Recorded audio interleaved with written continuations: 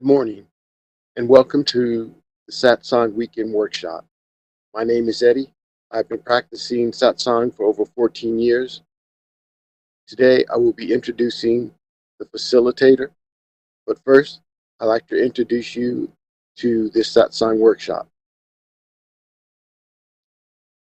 Satsang is a method by which we achieve peace, light, and love in our lives. It is not a religion. It is a scientific method for achieving peace, light, and love. It consists of two words, sat and sang.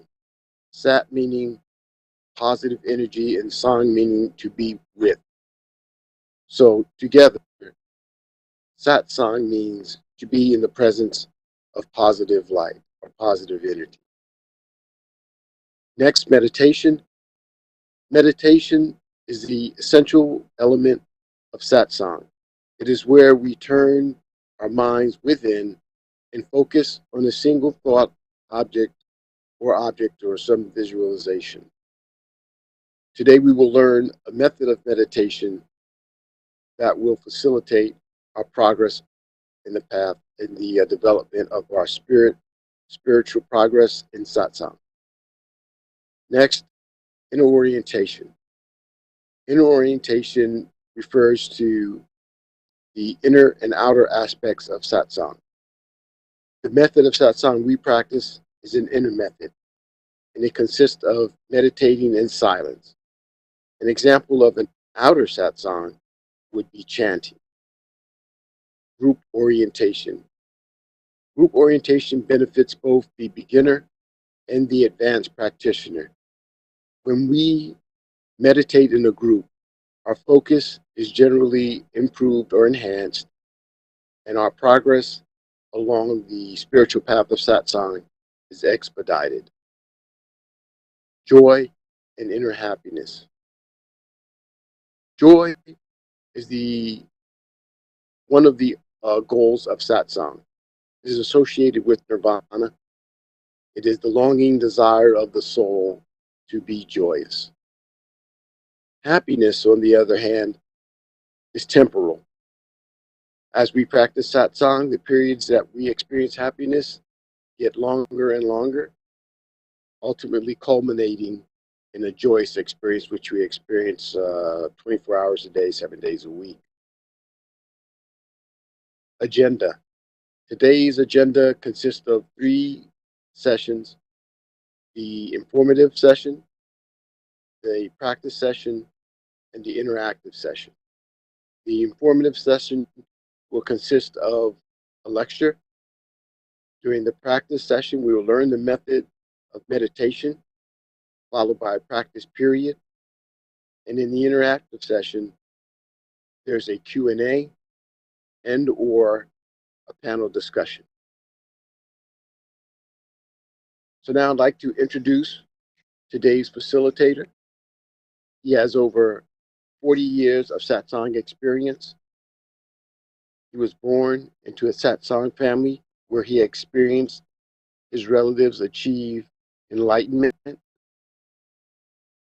Since coming to the United States, he began conducting satsang for satsangees. He currently develops innovative ways to introduce satsang to the Western audience. During 2005, he began online satsang.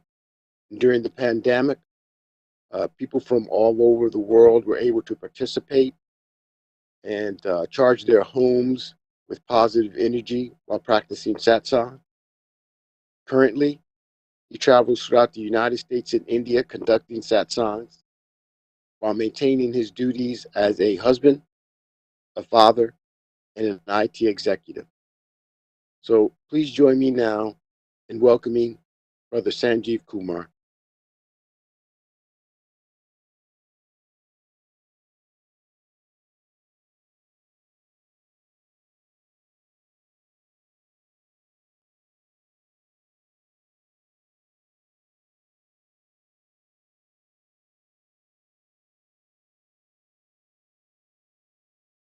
Um, Guess maybe he is not with us yet. Today's So topic, just to level set, like what is inner peace?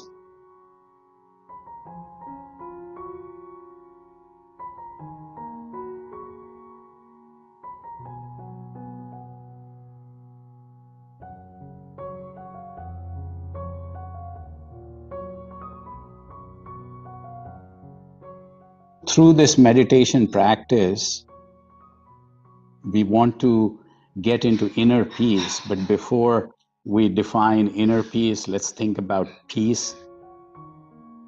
So, peace is more than just absence of conflict or tranquility. It means completeness or wholeness, and it points to the presence of something else. So, when we meditate, we got to feel that. So that's the whole idea here. Now, in terms of, how do we get to that state? We all want peace, but, peace is not, somehow peace is elusive to all of us. And there are three aspects that come into mind here. That one, we worry a lot. And when mind is trapped in worry, we are unable to be quiet, and hence we are not at peace. Worry also causes state of anxiety, and that usually is because of the uncertainty over actual or potential problems. If we really think about this a little deeper, what we find is that because of worry, we are not in the present moment. We are either dwelling in the past or in the future. Worry is just repeating a thought over and over. Now, emotions also cause us to not be at peace. Now, if you are really angry, or if you are caught up in certain like greed and so some of these emotions just cloud our judgment and steer us away from peace. The other thing which a lot of people would not be able to kind of relate, our desires can keep us away from peace.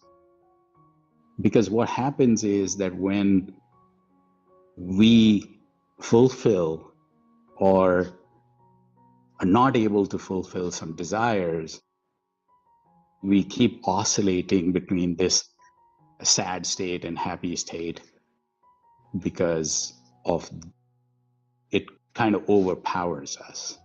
So both good, which is uplifting, and bad, which is negative, desires keep us away from peace. So because of these worry, emotions, desires, peace doesn't seem to be very near us. Now, so far we talked about peace, but what is inner peace?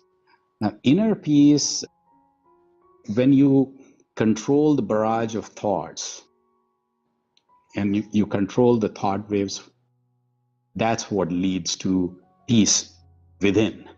And it's almost like when you allow the dust to settle, you see clear water. So when you let these barrage of thoughts to settle, you really find peace within.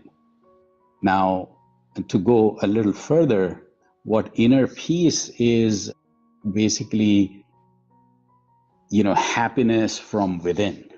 So joy is an inner feeling, happiness is an outward expression. So joy endures hardship and trials and connects with the meaning and purpose in life. And a person pursues happiness, but a person can choose joy. So joy is constant. When people tune in to the feeling of joy, it often emerges as an awareness that this joy is somehow always with us. So joy in essence is inner happiness, and inner peace are very interconnected.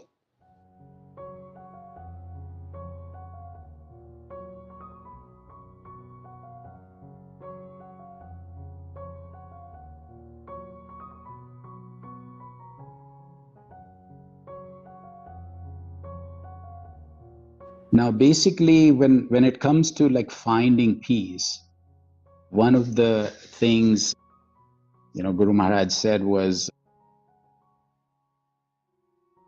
how would you be able to find peace if you're searching where it is not?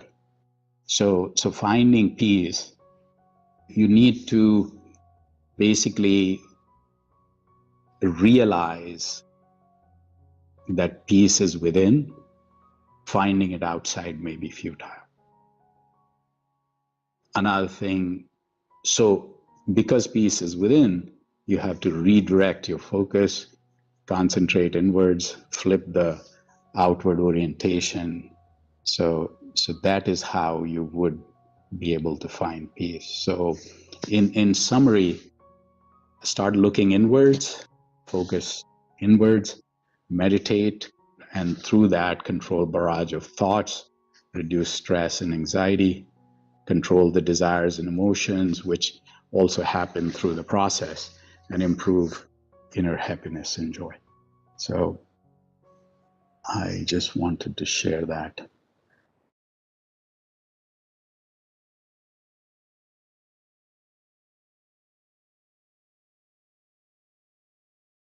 So, hello everyone. Hi Eddie, Luz, Ant, Warren, Meenakshi, Himanshu.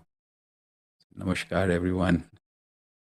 So yeah, we'll have the interaction after the meditation. I think we, it's a very good occasion in my hometown. After 2 years, they actually are having an annual satsang, 5 sessions in 3 days. So I was actually online speaking there just now. So that's why I had to push this session out. Sorry about that. But really charged up. You know, um, I think looking at 5,000 people sitting together and meditating in silence is just phenomenal. So, but it's the same thing.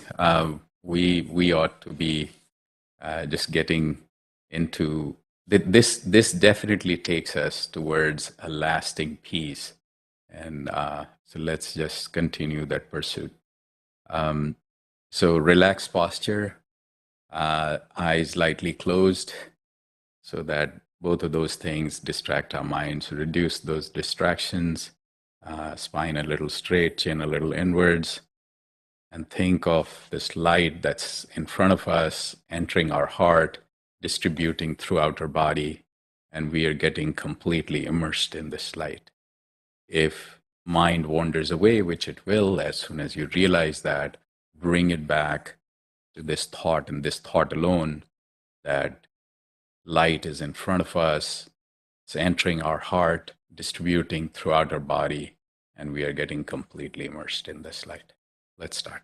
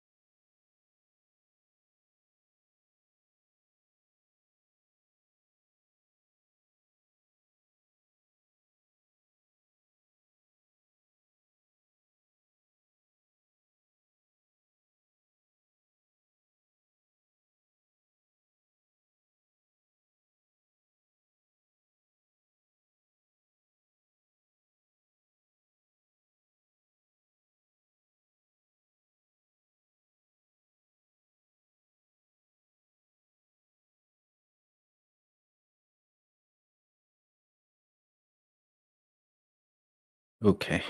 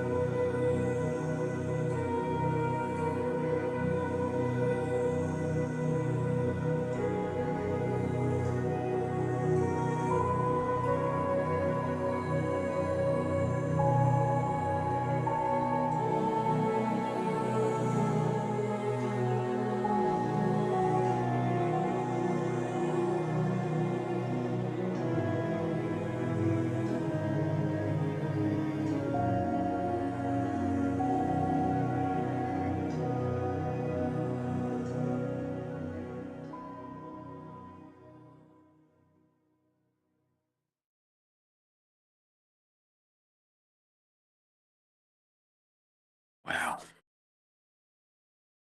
So how are we doing?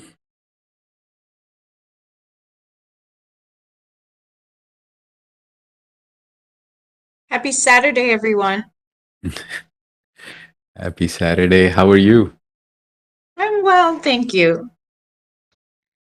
It was a good meditation session. Yeah. And I'm still thinking about your presentation on the kinds of things that could impact inner peace, which would be, I think it was emotions, worry, and I can't remember the Desires. third. Desires. Yeah. Yes. Very true. I'm still processing that. I think that's pretty accurate. I See, don't know.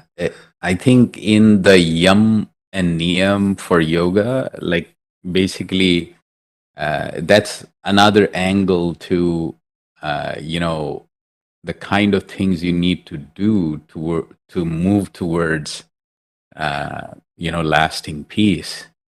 But then when you actually look at those things, you also realize that until and unless you have some inner strength, which you get through meditation, how would you be able to do all that?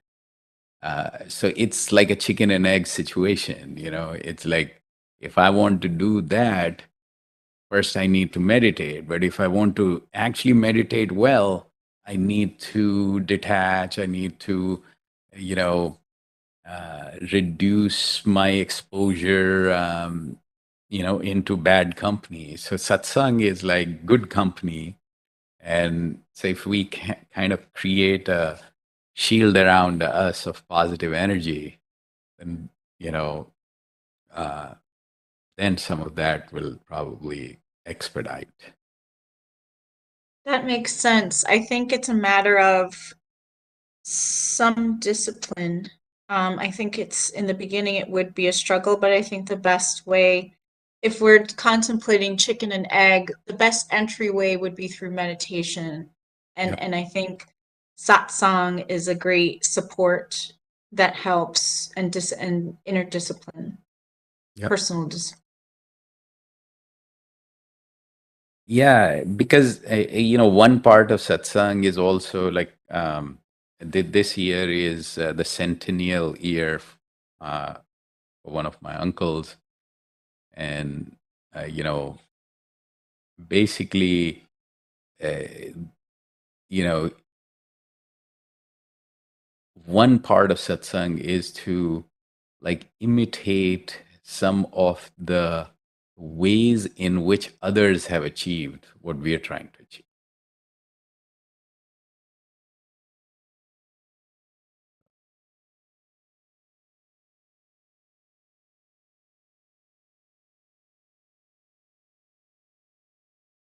See, if I and Eddie and Liz, maybe you can correct me if I'm off, but so there are stories where Christ met some people and all he said was, just follow me, come along.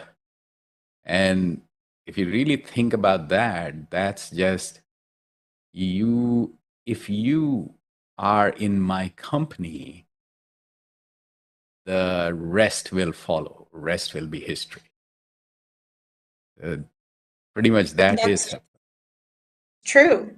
And also imitation plays into that. In a way, he was sort of like the equivalent of a guru, I guess, or a Yeah, spiritual leader that, yeah, yeah. I mean, yeah. any source of energy that we can see. The thing is, there is cosmic energy, and when we connect to it, we feel different.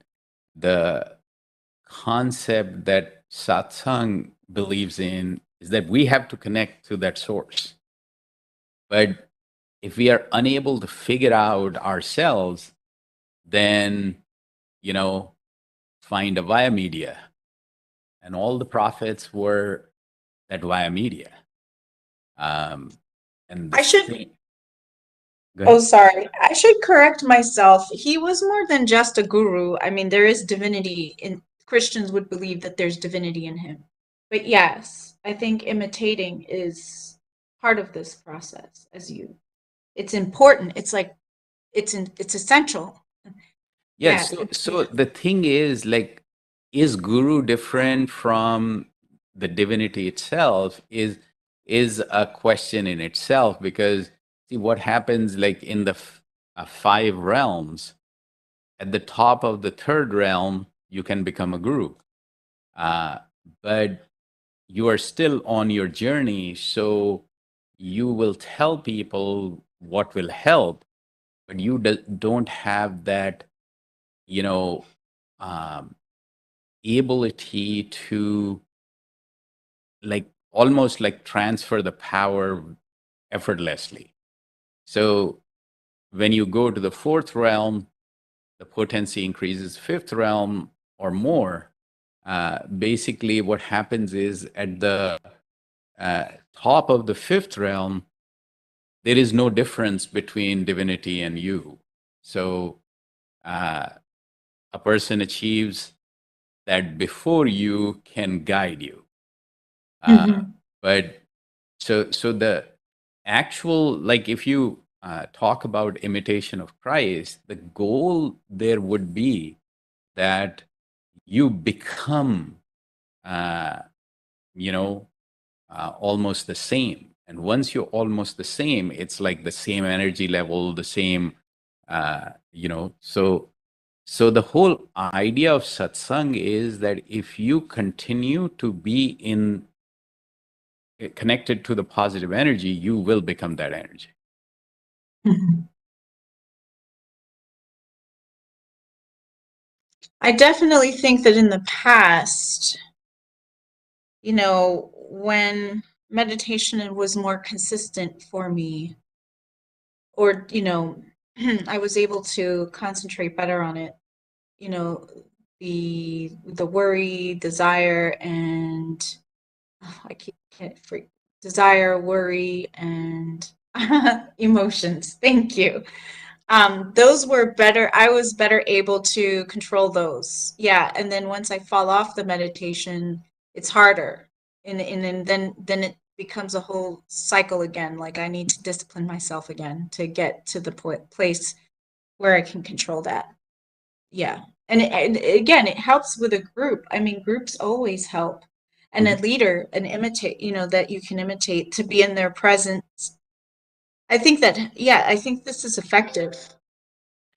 So what distracts you, or what quote unquote dilutes your practice? What is the cause? I'm sure everybody has a cause. For me, my cause is work. Yeah, it's work or life taking over, the busyness of life, whether it be social, my social calendar, or work. Um, yeah.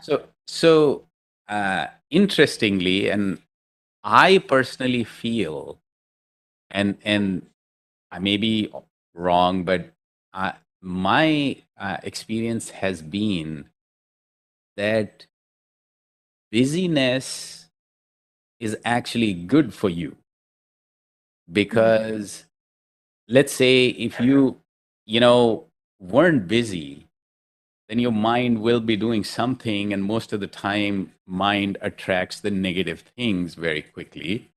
So the chances that if you're not busy, you will get onto you know uh, the swift and uh, accelerating decline, the chances of that become higher. People think that um, you know I need free time to be more spiritual. Guru Maharaj's entire concept is based on, if you're busy, how would you be able to progress spiritually, um, you know, uh, while you're busy? And, so like just take 10 minutes, but those 10 minutes, cut everything else out and, imbibe the energy. And, Mhm.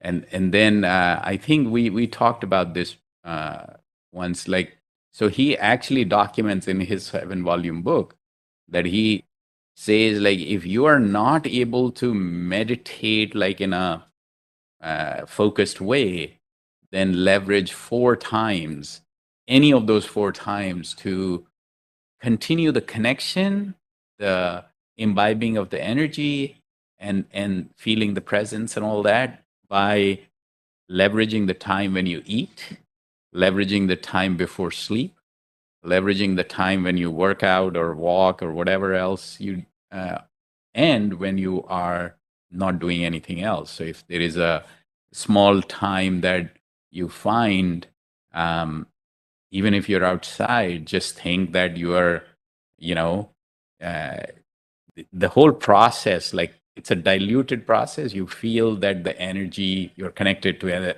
the energy, and energy is filling up your entire body, and you're getting immersed in that. That thought itself will keep you connected, keep you positive, keep you going. And so the times when you're busy, actually, even a minute of such activity will keep the ball rolling. That's a great suggestion. Because a lot of things, like Guru Maharaj writes again and again and again, that even in India there was a time when people thought that first you do asanas, then pranayams, then yam and niyam, and then go to the pratyahar, dharana, dhyan, and samadhi. He said, like, that's the wrong approach. You just, one, you meditate, and meditate will give you a better control on your mind, so that you can do your asanas and pranayams more regularly, consistently, and all that. And it will affect your behavior, so yam and niyam will become integral to life. But he actually used to say right up front that all you need to do, even like he used to emphasize that for you to get your goal of, the target of the light, love, and peace in abundance, all you need to do is 1 hour a day, and that could be divided in multiple ways. That could be augmented with group sessions and so on and so forth. He was actually of the opinion that, because in India, and everywhere else, like, people go to the monastery, they decide to put their life into service, and they go to the Himalayas and goes to ashrams. He said, no, none of that is required. Just continue to do your work, your other duties, and everything else that you need to be busy with. Just when you carve out some time, carve out in a way. See, the problem is that, and I think that is where we carry our work with us 24/7. We carry our problems or whatever situations that are going on 24/7. That adds to stress, that adds to work-life balance issues, and so on and so forth. His view was, carve out a very small portion, even if it's 15 minutes, but that 15 minutes, dedicate it. So don't take your work into this, don't take your other thought processes into this. Carve that out for yourself. Ideally, 1 hour a day. Half an hour, in my view, is way more than enough. You know, consistently, one group session in a week, perfect.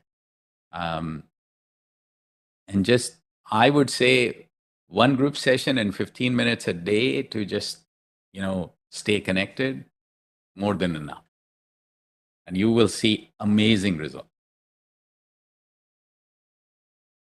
That's a really great suggestion. I might try that as my homework for this week. He also said that a lot of people think that these kind of spiritual activities and meditation and all that is for people who are retired, who have a lot of time. He used to say that if you were to invest, when would you start? The earliest. I mean, people talk about that, right? So same way, if you want to gain spiritual strength, why would you do when you don't have energy?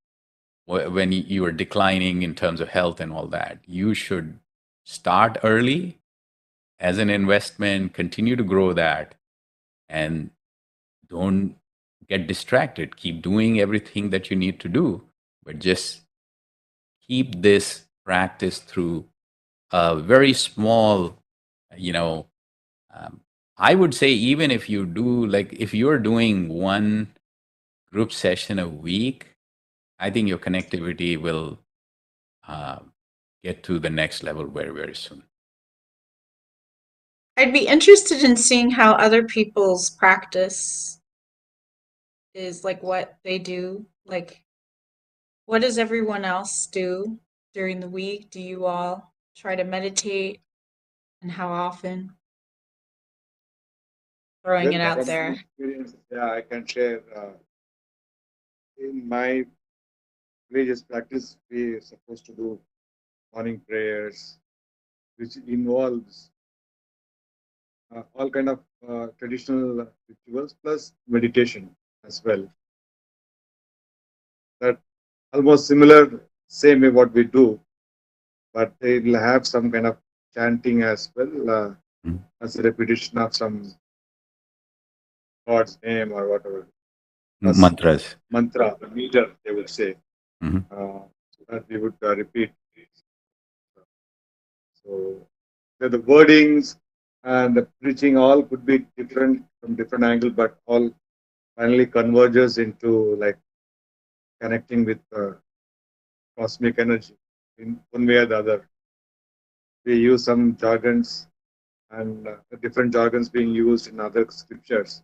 But once you are able to decode and settle yourself, then you will realize that all are different facets of same crystal, I would say. Finally, you'll be reaching to the core of the same single gem or single crystal. Like what Sanjeev told, once to follow me, kind of, right? Even the Lord also says that in local Sanskrit language, Namasmarana Eva. That means just get connected to the my divine, to cosmic energy or whatever, meditation, etc.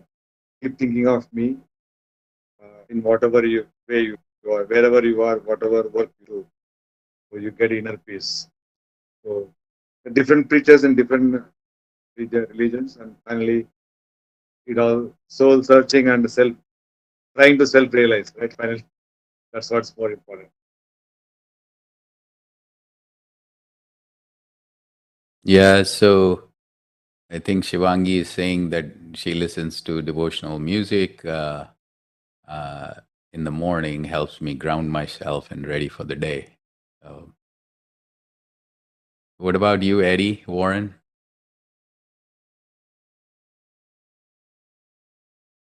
My daily practice would consist of prayers every day without fail, and constant remembrance every day without fail, and meditation, the formal 15, 20 minutes meditation. Um, I may miss some days, but I try to do that. And then during the day, when you mentioned like if you could just do 1 minute or 2 minutes of meditation, that's good. I always have those periods throughout the day where I maintain a witness state, and for like 1 or 2 minutes or 3 minutes, 5 minutes, and then that gives me a opportunity to actually relax and recharge myself. And I find that essential actually to maintaining my health and peaceful state of mind. When I was little and I attended grade school, uh, I always was I guess not chastised, but um, it was my teachers always basically reported it to my parents that I daydreamed a lot. Eddie's a good student, but he daydreams too much. And I still do that to this day. But that daydreaming is now what I call, the witness state, and that's my escape essentially from this world, where I can cleanse my mind and meditate on some peaceful object or some peaceful thought. Very interesting. Yeah. How about you, Warren? And good day, everybody. Well, I try every morning after getting dressed, waiting for my bus to come. I usually have about 10, 15 minutes, and I try to pray and meditate a little bit. Yeah. And, try to do Tuesday nights as well when I can. Right. Yeah, and then most of the time in the evenings, once I lay down, I just sit there and meditate a little bit. And sometimes I put on a little, I like the Chinese and the Indian music. Mm. So I put that on, just relax. Yeah. Yeah. Shivangi added that I have also tried to include constant remembrance in my day, and with time, it just comes easy and effortlessly. I don't have to try to connect with energy. I feel constant connection. So Yeah. that note actually is very important because Guru Maharaj's guru, Dada Guru Maharaj, he said that think of your connection. So I am IT person. I feel like there is a background thread that's connected. Like my Wi-Fi is always connected. I don't have to do anything. It just and that provides me connectivity throughout the home. So he described it as you know um, like, for lack of better example, I'll say chewing gum. Okay. So he gave an example, like if you were chewing gum, because somebody came to him and said, like, if I would remember and if I would do this, during the day, then all my things will get, I won't be able to focus on my activities and duties. So he said, the way I do it is like I'm chewing gum and I keep signing my papers, I keep reading things, and my chewing gum continues. So his view was that meditate, get to a point where this becomes a background thread. And you don't get distracted with it. Instead, it actually, keeps energizing you, keeps you refreshed, keeps you, away from, uh, getting impacted by outer world, the way sometimes we do. So his view was that start with meditation, get to a point, and after that, it will be effortless connection that continues.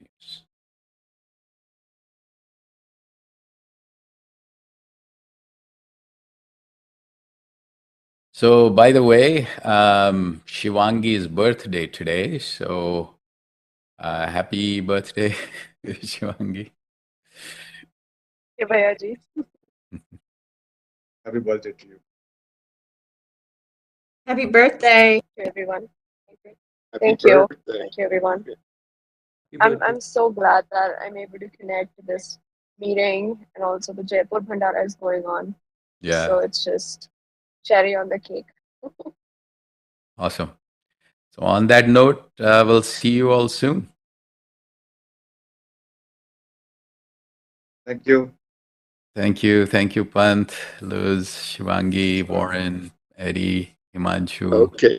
Thank you, Sanjeev. Have a good day, everyone. Have a good week ahead. Namaskar. We'll see you soon. Namaskar. Thank you. Keep Thanks a listening. lot. Namaskar, Yeah, Apurva. have a good day now. Thank you. All right. And thank you, Yuan. Thank you so much.